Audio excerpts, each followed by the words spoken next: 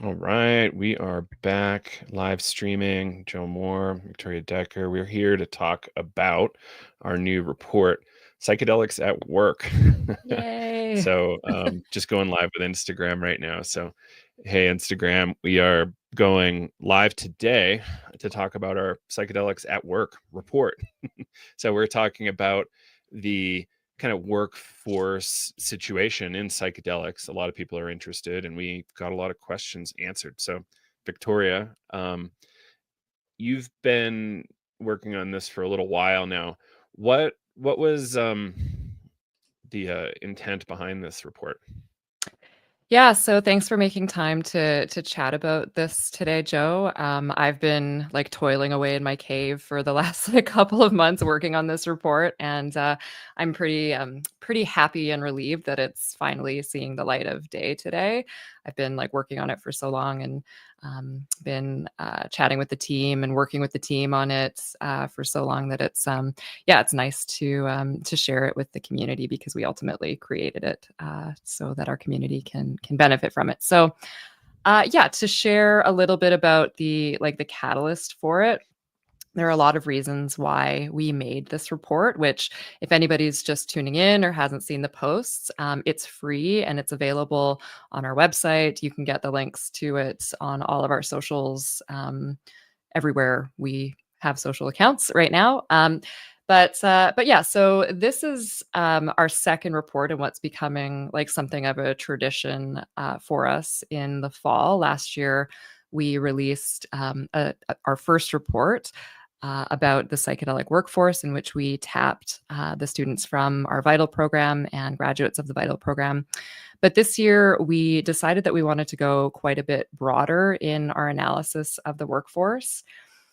And the reason why we release these reports and insights on the workforce specifically is because people come to us all the time asking us questions to help them prepare for their careers, or for, to sharpen their skills in psychedelic literacy, to help them in their practices. So we get a lot of questions, and oftentimes we get asked about the job market, how viable it is to create a career in psychedelics, and really like where all of this is going. There are so many moving parts in psychedelics, and it's hard to define it. Also, like people use the term industry or field or landscape or community. There are all these different ways to kind of define it, and but there's really so much to it. It's not just like one thing. So we wanted to chat with the people who are working in psychedelics right now, all over the globe, as many as we could reach. People that are preparing to get involved in the field, so people who are looking for their next opportunity, or people who are studying psychedelics to also get involved in the field. So yeah, we gathered data and chatted with over 750 people over the fall, to really explore like what's driving the fields, what the trends are that's shaping the field, and its broader implications on healthcare, wellness, and accessibility. So we learned a ton.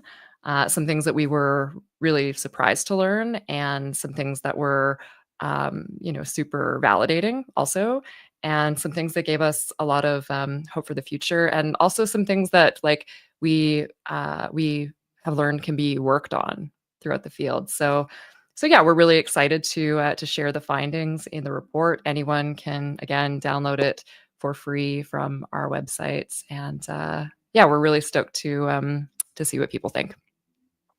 So how do we find the report on the website? So basically, you just go to the main page of the sites, and there is a banner there. It looks like a blog entry, and it says "Psychedelics at Work Report. Download now." So you click on the page, and you can read the background on it and some like key insights from it if you want.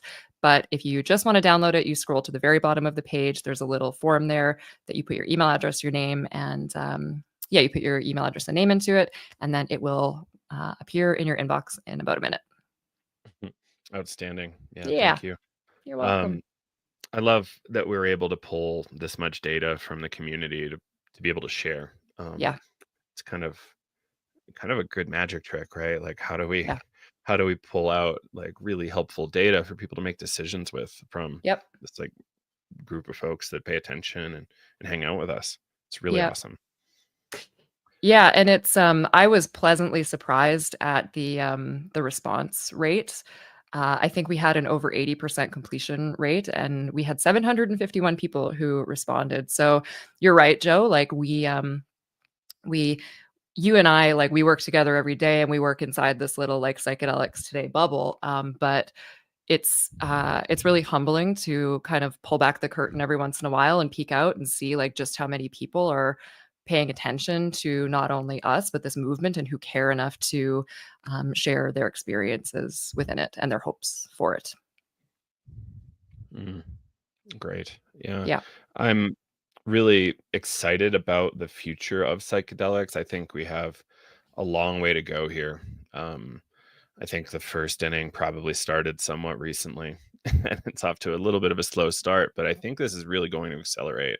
I think you probably saw some of these reports. Who was it? Benzinga was putting out some stuff about us hitting like a $3.6 billion shroom stock, using really ridiculous language. But the Yeah. point is that a lot of investment and a lot of money is coming to the psychedelic space over the next bunch of years. And um, you're not really too early.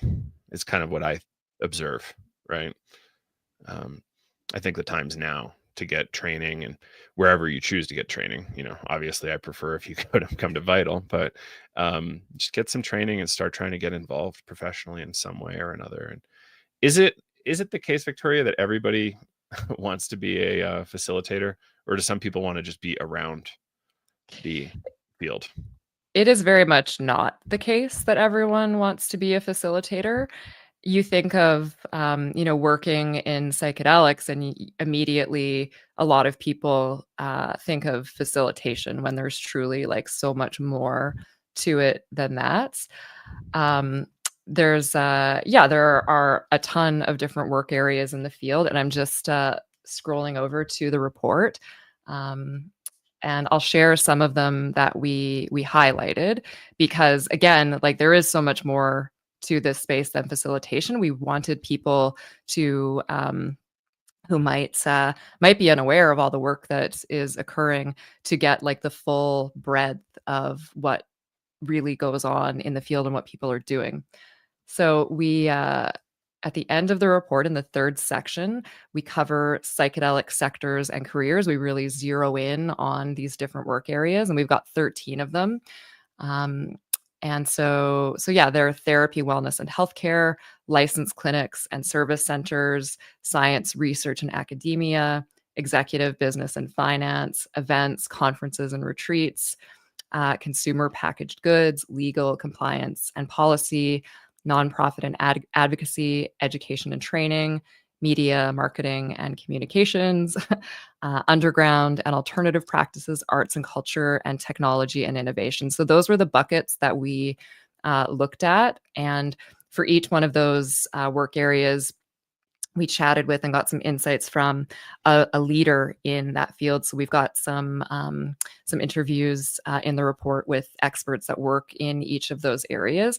And one thing that I want to point out, while it's top of mind for me, is that we included the underground in this report. It's an area that I think a lot of a lot of like business media, and a lot of like psychedelic media period, overlook. But it's an area that we obviously understand is very important to this space. And 21% of the folks who responded to our survey are from the underground and identify as being part of the underground. So they have a very prominent place in this report as well, which is something I don't think you'll really find anywhere else in this space. Is like the some insights from the underground and people that are doing various like types of work at their own risk. alongside information and data and insights from, above ground psychedelic researchers. It's just Mm. yeah, it's something that we wanted to offer that we thought would be unique and really valuable. Yeah, I think it's endlessly valuable, right? Like especially with the recent change in our expectation around MDMA legalization. We really thought we were going to see this year or Yeah. early next year, and definitely really tough. So Yeah. Compass might be a ways out again. I just heard this morning that Cybin just entered the phase 3 pipeline as well. So Yeah. we're getting closer. So all of these groups are getting closer. uh, there's going to be a huge rush on the biotech side, but Yep. I think there's going to be some sort of like proportional increase in underground markets as well. Like people Sure. want these services and they can't get them, so they are going to Yep. be doing this work. So yeah, to pretend it's not part of the ecosystem is silly. Yep. And we want to help keep people safe. Like Vital, Yep. one of the things I love about Vital is I'm hoping that our people are so well trained that we're going to see a less negative incidents by a long shot, um, Yeah. than what's happening now. Um, and like there are sometimes negative consequences for folks, and Sure. I think like by being able to avoid those through excellent training and excellent work, that we'll see less negative press and more acceleration. Yeah, That's my knowledge is power. Me too. Yeah, me too. I've had a chance to chat with a few of the Vital students from past cohorts, and they've said that they've like come out of the program with so much more awareness than when they went into it. And not only that, but like the path had changed for them, right? Like they went in thinking they wanted to be a facilitator and came out thinking something completely differently, like they wanted to open a retreat center or wanted to like go back to school and study law with a focus on psychedelics and drug reform, you know. So yeah, it's really interesting, like the paths that people take. But I agree with you, just to kind of bring it back around. I agree with you 100% that psychedelic literacy can do nothing but good, to give people more information and make sure that many more people are better informed. mm. Yeah. um and what kind of folks do you think, like was there a certain age range that we saw in there in the survey? Yes, we did. Let me pull open the data. Sure, sure. Yeah, and the Sorry, report there's is gorgeous. I just love how pretty it is too. It's it unbelievable. it's enormous. It's 57 pages. So it's yeah, it took a long time and like a big team effort to put it Mhm. together. So some light reading for people. Um but uh but yeah, so most of the to answer your original question, most of I shouldn't say most, a big percentage of the respondents are mid-career professionals. So folks that are between the ages of 35 to 44. From the data that we were able to get to gather, over 30% of the people that are in the field today are mid-career professionals. So that's really cool because these people likely have brought a diverse set of skills from sectors like healthcare, media, tech, and beyond. And that's great because it enriches the field with all these interdisciplinary skills. We saw the very same thing in cannabis, which is where, like, I cut my teeth in the professional drug world, and people in cannabis like come from all over, right? So it really, yeah, it really makes for a like really rich and diverse space where people are bringing in all of these skills that they learn in different areas. So yeah, most people that are working in the space today are in the middle of their careers. Hmm. Yeah, Interesting. yeah. And did you get a sense that there was any kind of, how to put it, urgency that people were feeling to get involved? Like were there any particular like things happening in the macro, like mental health crisis or anything that was informing folks wanting Oh, to be involved? Totally. Yeah. So the mental health crisis is like the number one reason why folks are feeling motivated to get into the field. And there is a lot of urgency for people. Um, Let me see, like, if I could pull up some numbers here. So yeah, we do have some numbers here on the mental health crisis. Something that was really surprising to me, actually not surprising to me, but alarming to me to learn, is that depression is the leading cause of disability worldwide. Wow. It's crazy when you really think about it. It affects over 300 million people, according to the WHO. And just like zeroing in on the US, 1 in 5 individuals live with mental illness. And that's just what's reported. The actual number could be quite a bit higher.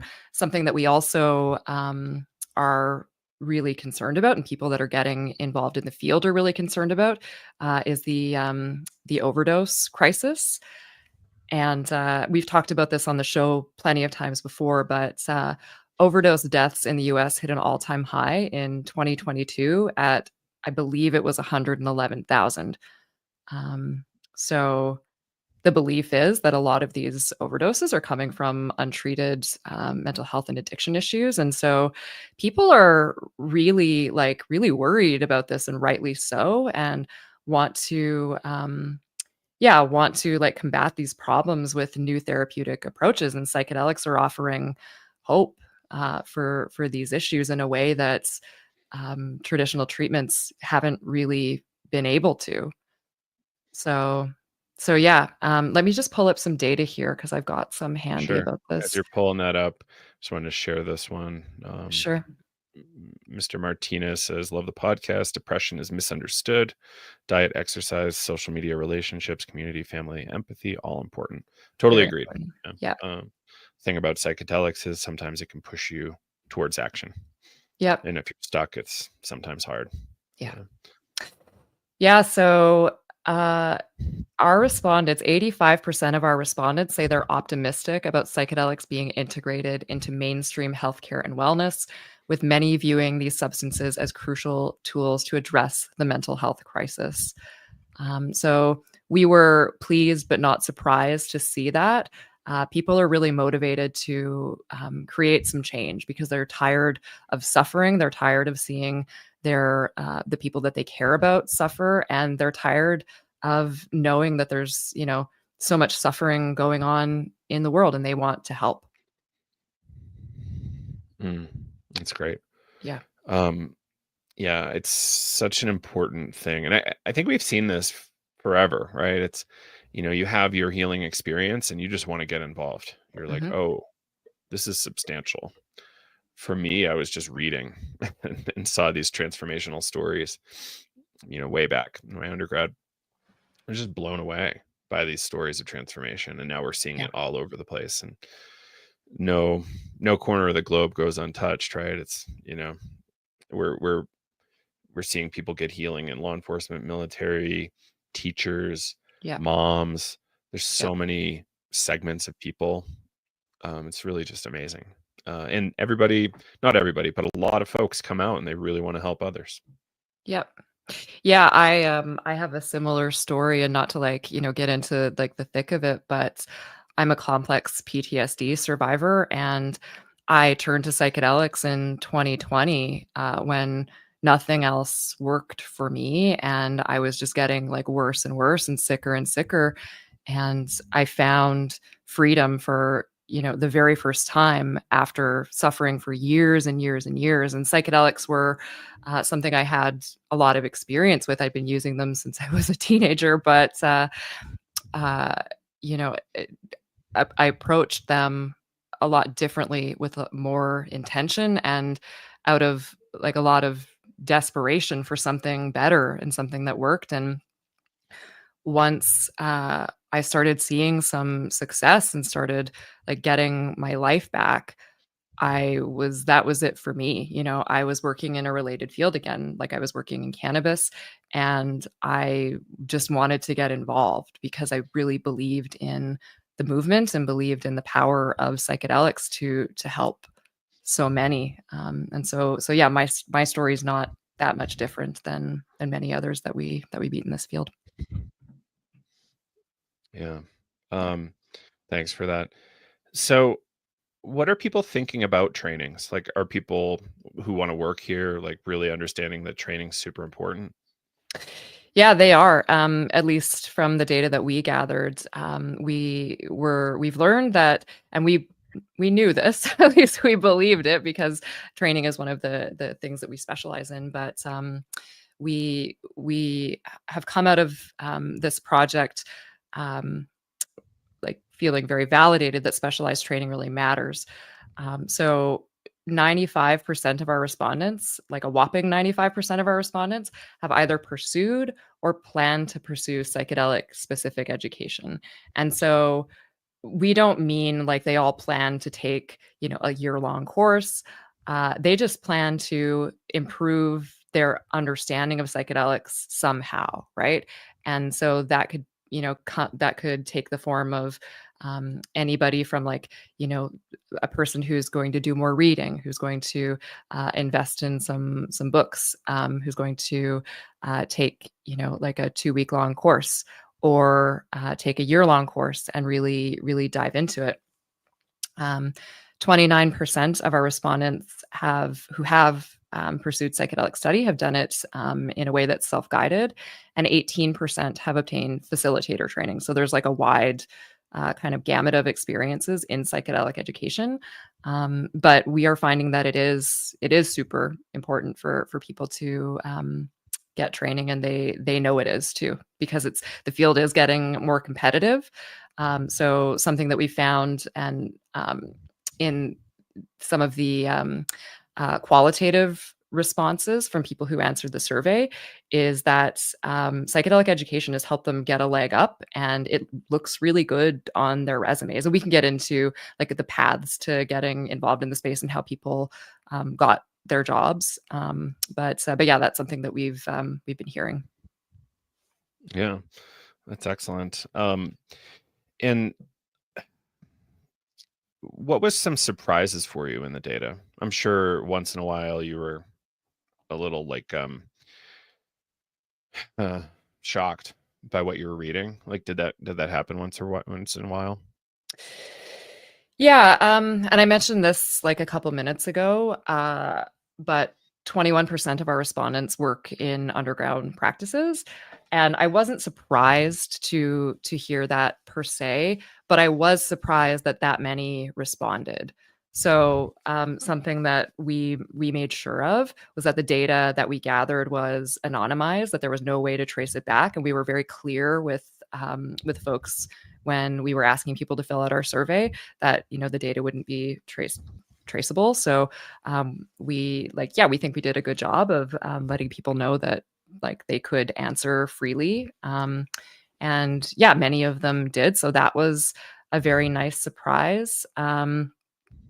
Something else that was interesting to learn, and I think I knew it like instinctively, but to see the number to it, 56% of folks that work in the space today are self-starters who work in the field um, through like their own businesses, or have created practices of their own, created businesses of their own. So there's like a real entrepreneurial spirit, and like a lot of like non-traditional, like I applied for a job and I got an interview. Like there's not as much of that happening in psychedelics as there is in other areas. So that was surprising to me. What else? Let me see. I think those were like the top things that were surprising to me. Oh, there was one more actually. So, like, diversity, equity, and inclusion is something that I think the psychedelic space really prides itself on, like doing better than other industries. But we found that 59% of respondents don't feel that ethnic diversity is well represented, which for us highlights the need for more inclusion efforts, and that we just simply need to do a better job here. Like it's just there's no easy way to say that. Like the industry is dominated by white people, which is not okay. And like the industry as a whole needs to do better at being more inclusive. So that was something that was a bit surprising, but also not. And I think will be a good reminder to folks, and we can attach a number to it, that like, no, we are not doing as well as we absolutely should be in that area. Mm. Yeah, that's excellent. And I really love seeing that this is something that will likely get implemented in the psychedelic space over time. Yeah. I'm hopeful. Yeah. Um, yeah. So we had what 751 respondents. Oh, and I guess let's refresh here. So we're here live streaming talking about the Psychedelics at Work report that Victoria helped put together, and we had 751 respondents. Yeah, it's pretty awesome. It's like a really good data set. And yeah, I'm just so happy we're able to do this kind of stuff. So we did one last year, was it too? Like, and we Yep.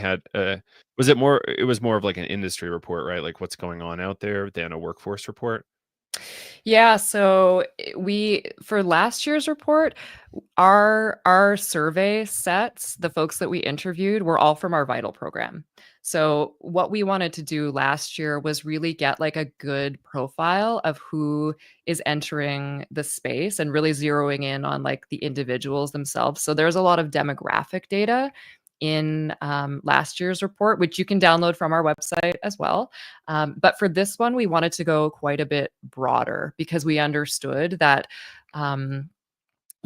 by only surveying students that took our program, we were limiting ourselves in the types of responses that we would get. And we just wanted to broaden our reach to be quite a bit more inclusive and comprehensive. So we tried to get responses from people from all corners of the globe, working in all areas of this field, and I think we did a pretty good job of getting a really wide swath of people. I'm just looking at the map, the geographic distribution, and I should note Mhm. too that like we obviously weren't able to capture everyone working in this field. It's simply Right. impossible. Yeah, and the people that we were able to reach were simply that, the people that Psychedelics Today is able to reach. So, like, we weren't able to obviously reach folks that are doing a lot of like Amazonian medicine work, or like too busy like working in their labs to check their social media feed like every day.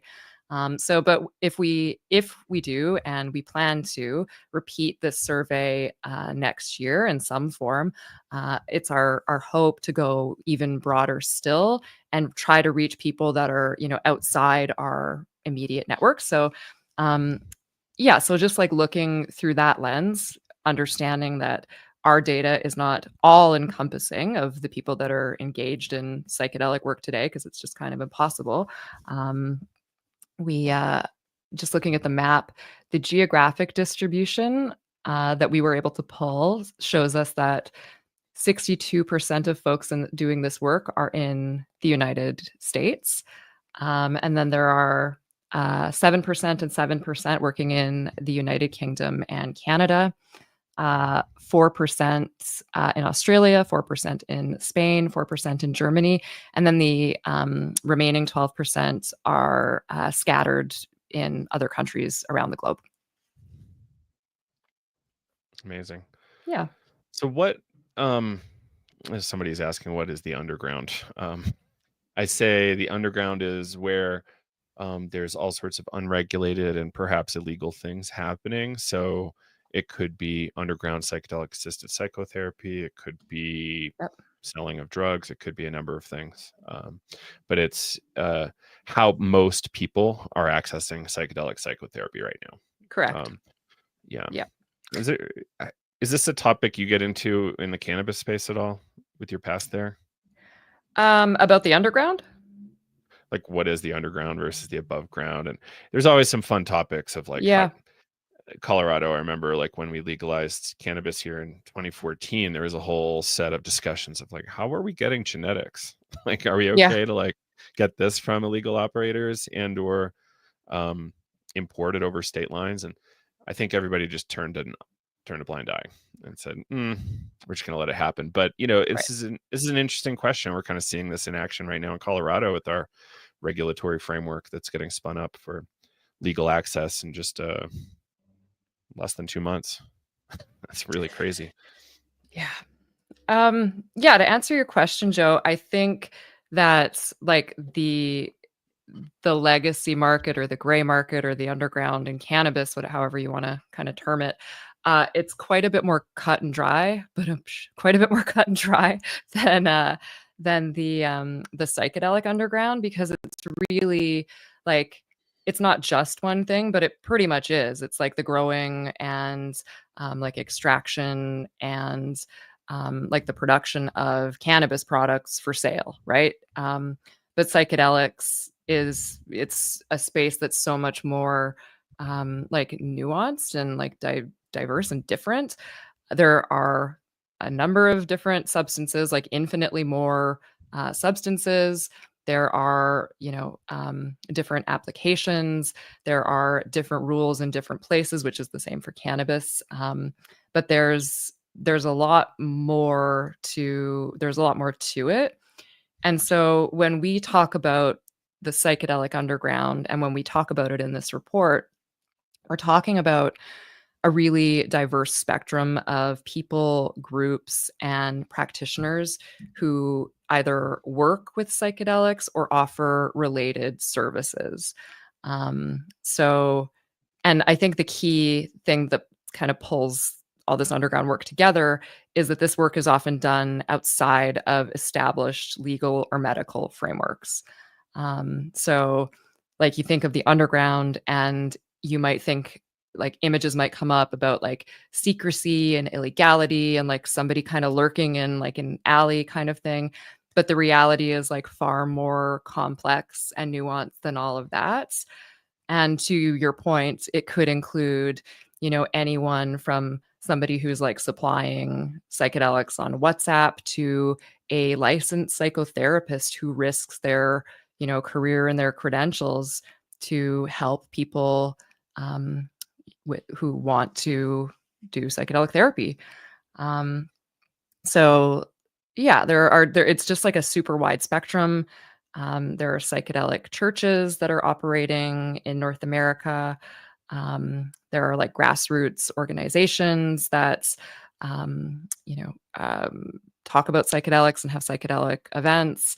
And then there are community testing centers that we would consider part of the underground too, like the one that Dana Larson runs in Vancouver. For anybody who doesn't know about that and is in Canada, just like a shout out to them, getyourdrugstested.com. You can send a sample of anything to them to validate what it actually is. And they have a really big database that's publicly viewable at any time that shows trends and what people are sending in and what they think it to be and what it actually is. So anyway, we would consider them part of the underground doing a really valuable service. Our friend Reggie Harris at Oakland Hyphae, who's actually our expert that we interviewed for the underground section of the report. His group, Oakland Hyphae, they do potency testing and analytical testing on psilocybin in the Bay Area, and we would consider that part of the underground too. So not all of the folks that are working in the underground, it's important to note that not all of them are hiding either. A lot of them are really bravely, publicly doing this work so that people can find them. Mm-hmm. Yeah. So sorry, that was kind Yeah. of a long-winded answer, but the underground's it's many things, and it's we tried really hard to represent it well and respectfully in the report. And like, sorry to like go off on another tangent, but their contributions are extremely important. And the contributions of Indigenous medicine keepers are obviously highly, highly important to this like modern movement as well. They've really carried the torch, and like, where would we be without them, we wouldn't be here at all. So yeah, we thought it was really important to give them a good nod. Yeah, it's important. And yeah, thanks to all the contributors. It's really great to have some experts chime in Yeah. on all these different segments. So, again, we're here talking about the Psychedelics at Work report. Um, you can download it at psychedelicstoday.com. I'm sure you can find it on some of these live streams in the comments. And what did we miss? I'd kind of like to bring this one to a close, but I think we hit a lot of really good points that are in this report. Yeah, I would just encourage people, again, like Joe, you just said it, to take a look at it. And like it's for many people.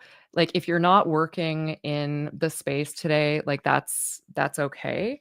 Um, if you're interested in it at all, you want to know like what's kind of the work that's being done, check it out. I'm just trying to pull up some of our stats here. Anyway, it's not important. Yeah, it's really for anyone who is interested in the field, media that are covering the field. If any of you are watching, please reach out to me. We'd be happy to schedule an interview about our findings or share the report with you or some highlights from it.